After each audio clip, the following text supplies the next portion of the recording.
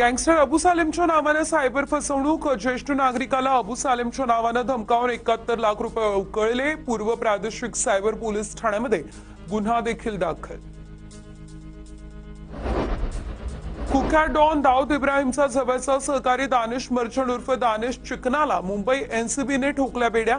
दानिश चिकनाला एनसीबीने गोव्यातून केली अटक। एनसीबीला दानिश चिकना ड्रग्ज प्रकरणात तो होता फरार।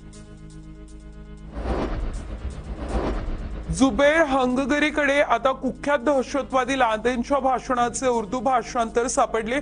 एटीएसने अल कायदा दहशतवादी संघटनेच्या संपर्कात असल्याच्या संशयावरून पुण्यातून जुबैर हंगरगीला केली अटक।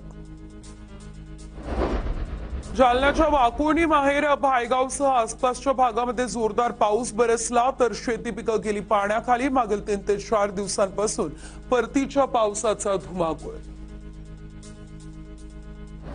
रायगडमध्ये अवकाळी पावसामुळे भात शेतीचं झालं अतोनात नुकसान। हेक्टरी 50,000 रुपये भरपाई द्यावी अशी शेतकऱ्यांची मागणी। पवारांच्या राष्ट्रवादीचे जिल्हाध्यक्ष रवींद्र चव्हाण यांच्याकडून नुकसानीची पाहणी।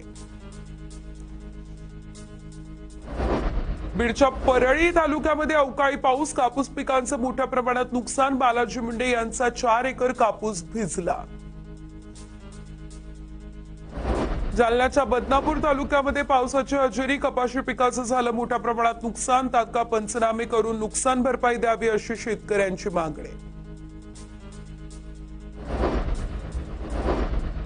वाशिममध्ये शेतकऱ्यांकडून रब्बी हंगामाच्या तयारीला झाली सुरुवात। गहू आणि हरभरा पिकांची पेरणी करण्यासाठी सिंचनाची व्यवस्था करण्याची तयारी।